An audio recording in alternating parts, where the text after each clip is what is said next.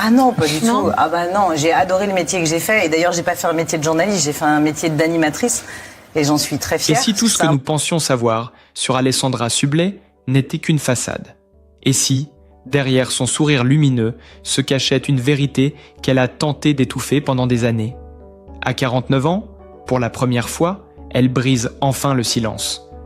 Une aveu inattendu, presque déroutant, qui renverse tout ce que nous croyions avoir compris d'elle. Pourquoi maintenant? Qu'est-ce qui l'a poussée à révéler ce qu'elle craignait tant? Ce soir, dans ces premières secondes, tout bascule. Une voix, un souffle, et une vérité que personne n'avait vu venir. Alessandra Sublet, vous êtes sur le point de découvrir ce qu'elle n'avait jamais osé dire. Mais comment une femme au sommet, portée par des succès immenses et une popularité éclatante, a-t-elle pu cacher un tel poids derrière l'image parfaite qu'on lui connaissait?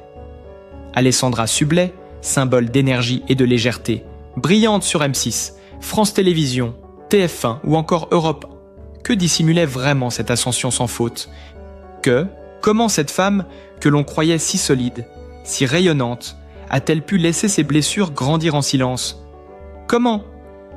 Alessandra Sublet, avec son rire franc, son aplomb naturel, a-t-elle pu cacher autant de doutes derrière la façade brillante qui accompagnait chaque prime, chaque interview, chaque direct? À 49 ans, celle que des millions de Français ont suivie depuis plus de 20 ans décide enfin de dévoiler ce que personne n'avait vu venir. Une vérité intime, longtemps enfouie. Une vérité que beaucoup soupçonnaient, peut-être, mais que personne n'avait jamais entendue de sa propre voix. Et c'est précisément au moment où tout semblait lui sourire que cette vérité a ressurgi, presque violemment. Car depuis plusieurs mois, Alessandra vit une histoire inattendue, presque cinématographique, avec un homme de 55 ans, un entrepreneur élégant, au charme discret et à la réserve séduisante. Marc Delestrée, un nom que certains connaissent dans le monde des affaires, mais qui pour elle représente tout autre chose. Pas la réussite, pas le prestige, pas le confort qu'on pourrait imaginer, mais plutôt un miroir. Un miroir qui, pour la première fois depuis longtemps, la renvoie à ces zones d'ombre, à ses doutes, à cette solitude silencieuse qui grandit derrière les sourires télévisés. Ils se sont rencontrés un soir de septembre, lors d'un dîner parisien, où tout semblait parfaitement ordinaire. Le genre de soirée où les conversations sont fluides, les lumières tamisées, les regards parfois trop appuyés. Et pourtant, ce soir-là, rien n'a été anodin. Car Marc, avec sa douceur étonnante pour un homme habitué aux négociations serrées, aperçut quelque chose en elle.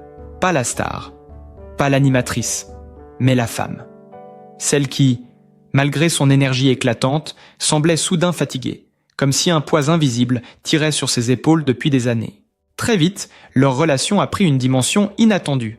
Un dîner, puis deux, des promenades discrètes le long de la Seine, des soirées simples, loin des plateaux, où Alessandra pouvait enfin respirer sans avoir à jouer un rôle. Et lorsque Marc lui a parlé d'une possible union, d'un mariage célébré dans la douceur, presque hors du temps, elle a été saisie par une émotion qu'elle ne s'autorisait plus. La peur. Une peur brute.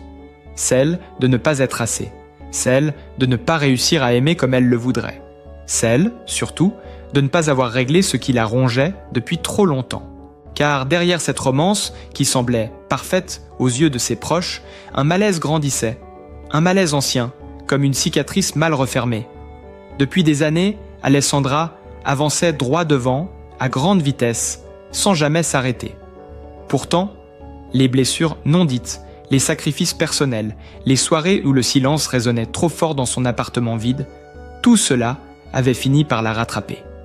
Et Marc, malgré sa bienveillance, malgré son envie sincère de construire avec elle, n'a fait qu'appuyer sur une zone sensible qu'elle ne pouvait plus esquiver. Un soir, à Nice, dans la maison où elle se réfugiait parfois pour écrire, elle a senti que tout craquait. Elle relisait un message de Marc, une proposition tendre, presque poétique, concernant leur futur mariage. Et c'est là, dans cette lumière de fin de journée, que le barrage a cédé. Les souvenirs, les regrets, les choix passés, les renoncements personnels, tout a remonté à la surface. Elle s'est rendue compte qu'elle n'avait jamais réellement pris le temps de guérir, que derrière chaque éclat de rire public se cachait un moment d'épuisement secret, que derrière chaque apparence de contrôle se trouvait une femme qui avait appris, trop tôt, à avancer seule. Cette prise de conscience a été brutale, mais nécessaire. Car Alessandra, pour la première fois, a compris que ce n'était pas Marc ni leur projet de mariage qui l'effrayait. C'était ce qu'elle n'avait jamais osé affronter, cette impression sourde d'être passée à côté d'elle-même. Toutes ces années, à être forte, à être disponible, à être solaire pour ceux qui l'entouraient. Alors qu'intérieurement, elle se sentait parfois morcelée, fragile, presque invisible. Et lorsqu'elle a décidé d'en parler, de se confier enfin, sa voix s'est mise à trembler. Pas de tristesse, pas de colère, mais de soulagement. Comme si ce qu'elle s'apprêtait à révéler n'était pas une faiblesse, mais une libération. Elle a expliqué que ce qui la pesait, ce n'était pas l'amour qu'elle recevait ou donnait, mais la peur de ne pas être capable d'aimer totalement tant qu'elle ne se réconciliait pas avec ses propres zones d'ombre. Une vérité simple, mais bouleversante. Une vérité que beaucoup devinent, mais que peu osent dire tout haut. Alors bien sûr, ceux qui la connaissent savaient qu'elle cachait parfois sa fatigue derrière son humour, sa pudeur derrière ses éclats de voix, mais personne n'imaginait que ce combat intérieur était si profond, si ancien. À 49 ans, elle a compris qu'il était temps de poser les armes, de regarder sa vie en face, d'admettre qu'elle aussi, malgré les caméras, malgré la lumière, malgré le succès, n'était qu'une femme qui cherchait sa juste place, sa paix, son équilibre. Et c'est précisément là que son histoire touche tant de Français, hommes et femmes de plus de 45 ans, qui se reconnaissent dans cette quête tardive, mais essentielle. Comprendre qui l'on est vraiment, après une vie consacrée aux autres, au travail, aux responsabilités. Alessandra Sublet, en brisant le silence, raconte finalement ce que beaucoup ressentent, sans jamais l'avouer. Elle révèle la vérité que nous soupçonnions peut-être, mais que seul son courage pouvait mettre en mots. Mais au moment précis où tout semblait s'effondrer et se révéler à la fois, une question s'est imposée à elle, presque comme une évidence douloureuse. Comment continuer à avancer sans se mentir davantage ? Cette interrogation, simple en apparence, a déclenché ce que personne n'attendait vraiment, pas même elle. Car si la lucidité avait commencé à fissurer l'armure, ce qui allait suivre allait faire voler en éclats des années de certitude, d'habitude et de faux semblants soigneusement empilés. C'est ainsi que, dans le prolongement de ce soir de Nice, où les émotions avaient crevé la surface, Alessandra a pris une décision qu'elle n'avait jamais osé imaginer jusqu'ici. Affronter sa vérité sans détour, quitte à bouleverser sa vie, quitte à remettre en question un bonheur qui semblait déjà écrit. Le lendemain matin, elle s'est réveillée avec une sensation étrange, comme une respiration nouvelle, fragile, mais réelle. La lumière pénétrait doucement par les volets entr'ouverts, et dans ce silence presque sacré, elle a senti que quelque chose avait changé. Ce n'était pas du courage, pas encore.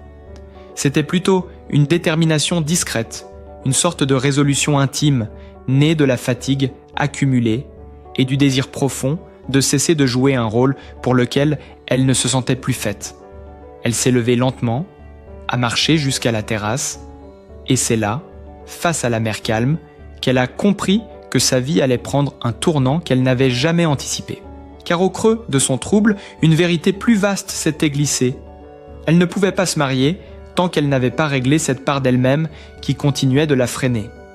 Pas par manque d'amour pour Marc, pas par peur de s'engager, mais parce qu'elle avait besoin d'être pleinement elle avant de pouvoir partager sa vie de manière authentique.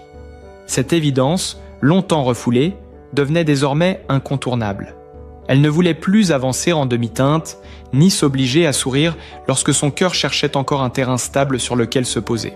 Et ce qui a suivi a été le véritable point de rupture, le moment où tout a basculé dans une honnêteté radicale. Elle a pris son téléphone, a longuement regardé l'écran, a hésité, puis a composé le numéro de Marc. Sa voix, lorsqu'il a répondu, était douce comme à son habitude, mais elle tremblait légèrement. Ce n'était pas la peur de perdre, c'était la peur d'admettre. Pourtant, elle s'est lancée, elle lui a expliqué ses doutes, ses fragilités, ses cicatrices encore ouvertes.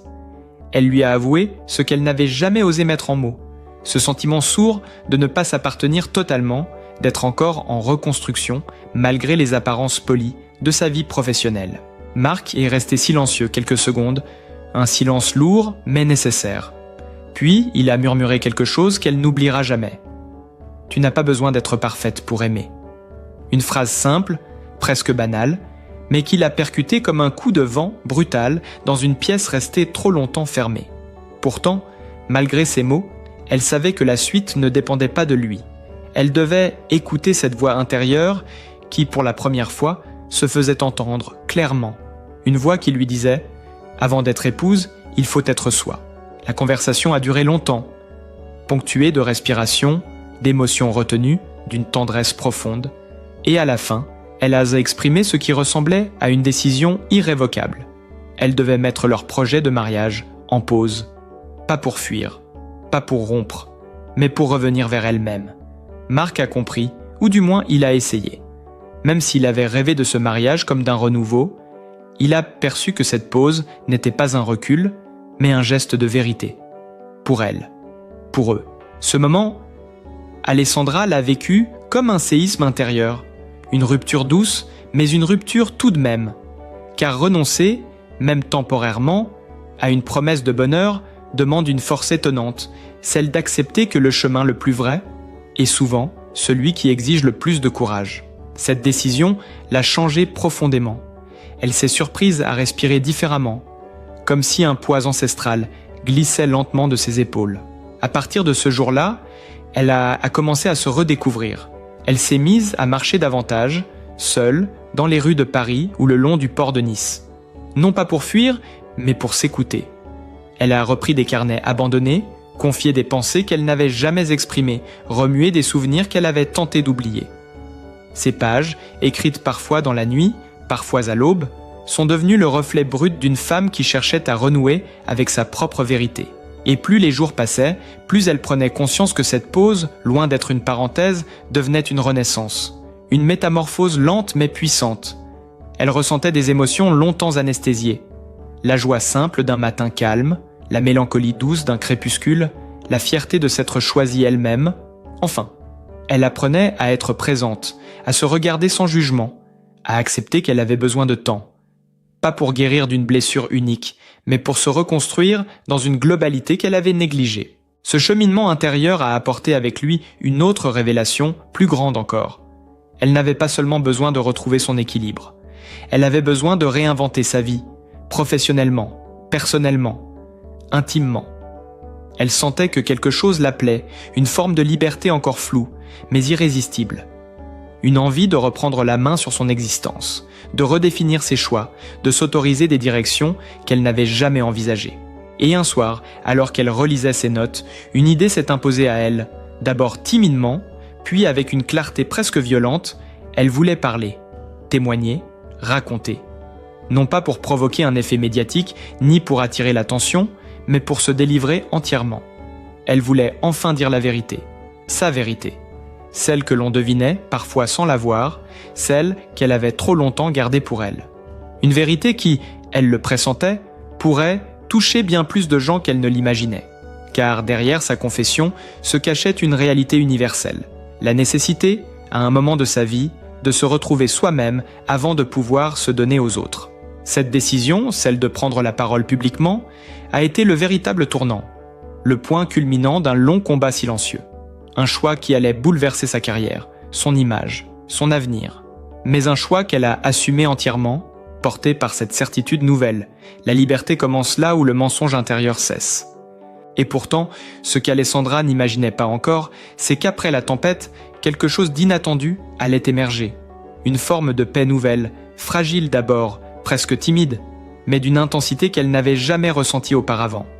Comme si le simple fait d'avoir dit la vérité, d'avoir mis des mots sur les failles qu'elle cachait depuis tant d'années, ouvrait en elle un passage. Un espace où la culpabilité se dissolvait lentement, où la peur cessait d'étouffer la joie, où chaque respiration retrouvait enfin sa pleine amplitude.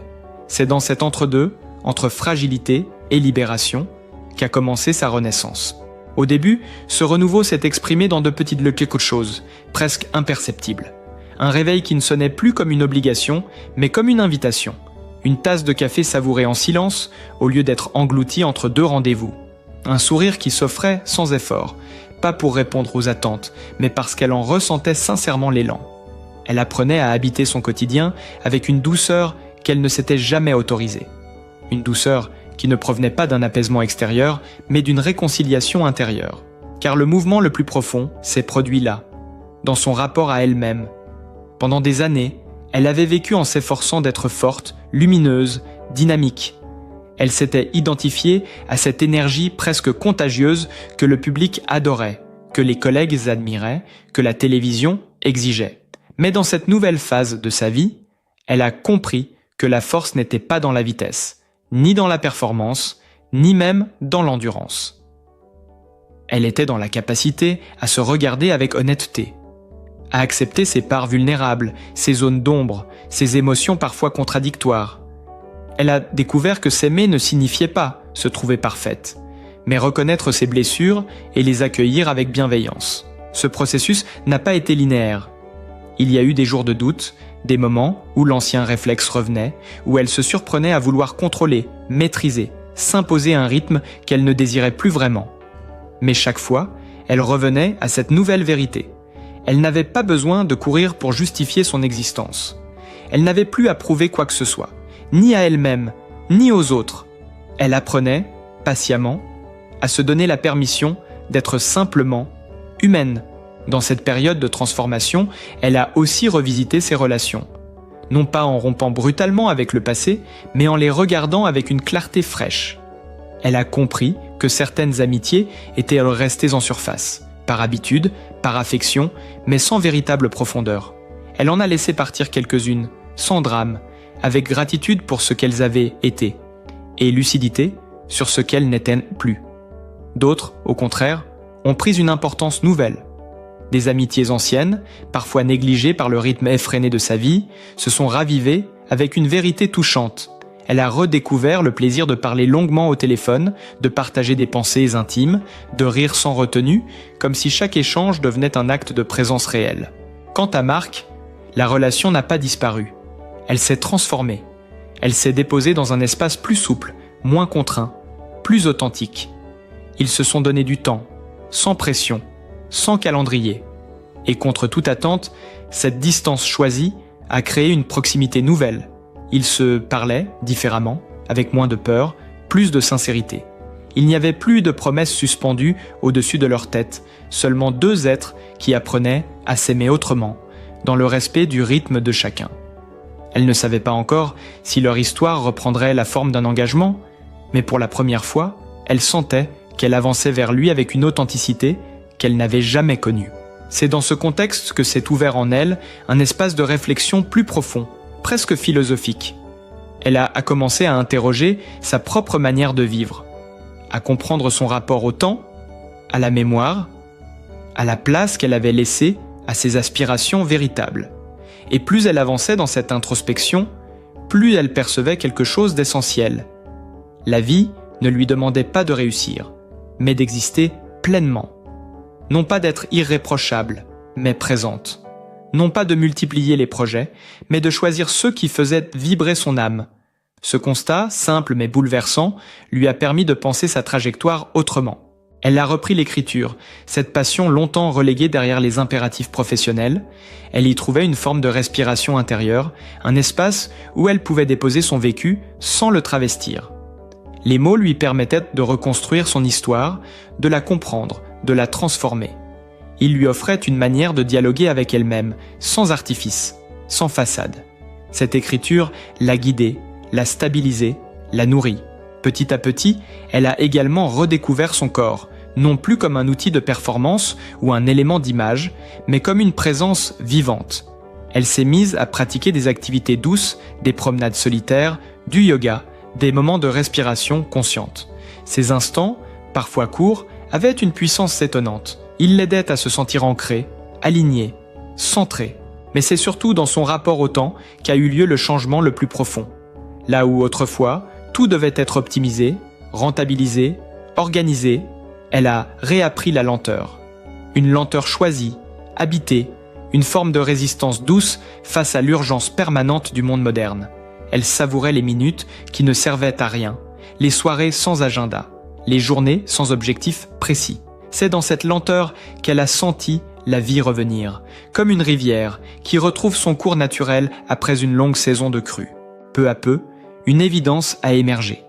Elle était en train de renaître. Cette renaissance n'avait rien de spectaculaire. Elle ne s'accompagnait pas de changements radicaux ou de décisions fracassantes. Elle prenait la forme d'un apaisement, d'une présence accrue à elle-même, d'une capacité nouvelle à accueillir ce qui vient et à laisser partir ce qui doit partir. Elle ne cherchait plus à contrôler son destin, mais à l'habiter pleinement, avec lucidité et bienveillance. Et dans ce cheminement vers soi, Alessandra a découvert quelque chose qu'elle n'avait jamais vraiment compris. La réconciliation n'est pas un événement, c'est un processus.